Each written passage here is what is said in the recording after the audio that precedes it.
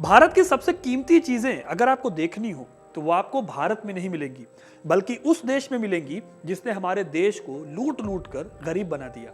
जी हाँ, मैं बात कर रहा हूँ ब्रिटेन की। ब्रिटिश म्यूजियम्स में हमारे देश के साथ साथ दुनिया भर की कीमती चीजें रखी हुई हैं। इन म्यूजियम्स में भारत की इतनी चीजें भरी हुई हैं कि इनकी कीमत का अंदाजा भी नहीं लगाया जा सकता। हम में से कई लोग बस कोहिनूर को ही वापस लाने की बात करते रहते हैं, लेकिन आज मैं आपको हमारे देश की धरोहर, देश की वो बेशकीमती चीजें बताने वाला हूं जिन्हें अंग्रेजों ने हमसे छीन लिया। तो वीडियो को बिल्कुल भी स्किप मत कीजिएगा, क्योंकि अपना इतिहास नहीं जानोगे तो खुद को कैसे पहचानोगे। नमस्कार, मेरा नाम है सिद्धार्थ सिंह और आप देख रहे हैं history connect. The British museum, दुनिया का पहला नेशनल म्यूजियम। साल 1753 में इसकी नींव रखी गई। ये वो दौर था जब ब्रिटेन दुनिया के कई देशों पर कब्जे करते जा रहा था। इन्हीं में से एक देश था भारत। भारत पर कब्जा करने के बाद ईस्ट इंडिया कंपनी और फिर ब्रिटिश सरकार ने यहां से कई चीजें लंदन भेजी। इस म्यूजियम की वेबसाइट कहती है कि म्यूजियम में कई देशों के करीब 80 लाख कीमती कलाकृतियां हैं। इसमें से भारत की 30,000 से भी ज्यादा चीजें हैं।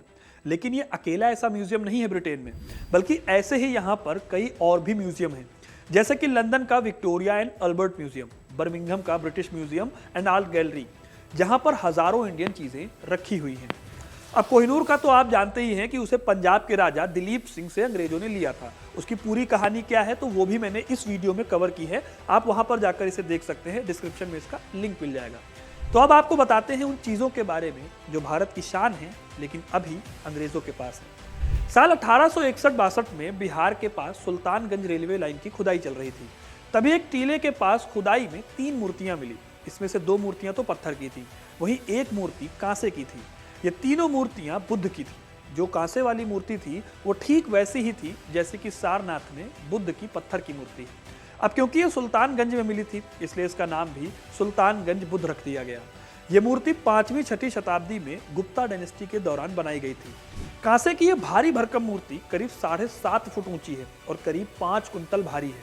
इस मूर्ति के बारे में इतिहासकार A.L. Basham the wonder that was India में कहते हैं कि गुप्त काल में तांबे और पीतल की इससे अच्छी मूर्तियां अभी तक नहीं मिली। ये मूर्ति ऐसी लगती है कि जैसे जीवित हो, और इसका झुका हुआ बॉडी पोस्चर इस मूर्ति को और भी ज्यादा डायनेमिक बनाता है। आज बुद्ध की ये नायाब मूर्ति बर्मिंघम के British museum and art gallery की शोभा बढ़ा रही है। अगली इंपॉर्टेंट चीज की बात करूं दोस्तों तो वो जुड़ी है छत्रपति शिवाजी महाराज से।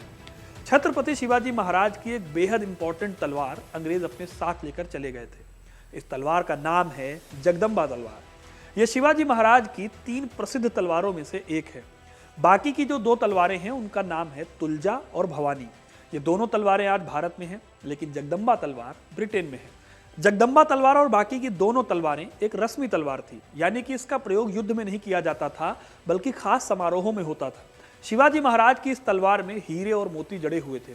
कहा जाता है कि उन्हीं के वंशज शिवाजी चतुर्थ को मजबूर किया गया था इस तलवार को अंग्रेजों को देने के लिए।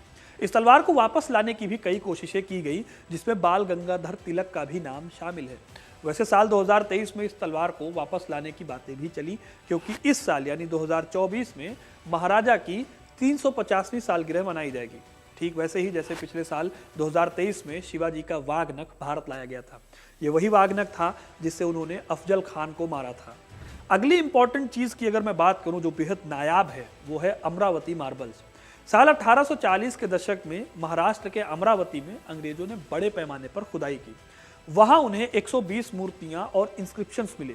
ये बुद्ध की नायाब मूर्तियां थीं, जिसमें कि कई जातक कहानियों को उकेरा गया था। इन मूर्तियों में एक पूरी सीरीज मिलती है, जिसमें कि तोरणम, पिलर, क्रॉस बार और शेर के साथ साथ कई दूसरे टुकड़े भी मिलते हैं। ये मार्बल्स एक समृद्ध बौद्ध सांस्कृतिक विरासत को रिप्रेजेंट करते हैं। असल में ये अमरावती स्तूप के हिस्से हैं, जो कि बेहद खूबसूरत है। इन सारी चीज़ों को उठाकर मछलीपट्टनम बंदरगाह से पहले मद्रास पहुंचाया गया।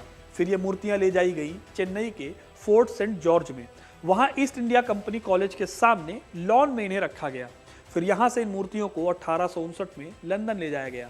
इसके बाद साल 1861 में इसे एक हिस्टोरियन ग्रैंड डफ के घर में रखवाया गया, लेकिन उनके घर में जगह कम थी, तो फाइनली 1869 में इसे ब्रिटिश म्यूजियम में रखवा दिया गया।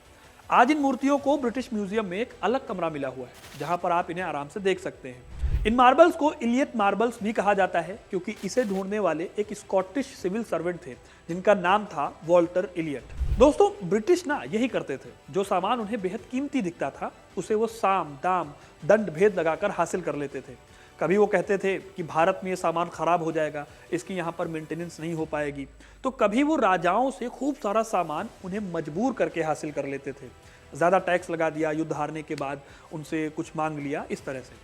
ये तरीके अपनाकर वो हमारे देश से हड़प्पा की मुहरों से लेकर रामायण और महाभारत की मैन्यूस्क्रिप्ट्स अपने साथ ले गए।